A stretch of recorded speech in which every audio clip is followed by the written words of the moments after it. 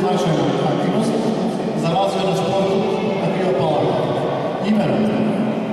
во неволикото луѓето кои што ги гледам тука на трибините денеска се луѓе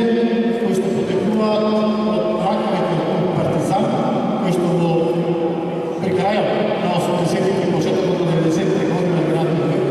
има исклучително значајни резултати. Имено, тогаш таа екипа се бореше и влезе во втора македонска лига, на еден надпревар кој што лично го сведе во Велес со екипата на Јутос Скопје. Победивме во така наречениот фото финиш, кој што ни овозможи да влеземе во таа втора лига. Но за жал, во тие услови, кога раковетот се играше на бетонското игралиште кое што се наоѓа во непосредна близина на оваа спортска сала, и сите услови и пропозиции кои што велеа дека раковетите на превари мора да се играат во спортска сала, за жал, тој подем на раковетот не успеавме да го искористиме како општина и како регион да се промовираме во национални и меѓународни рамки. После тоа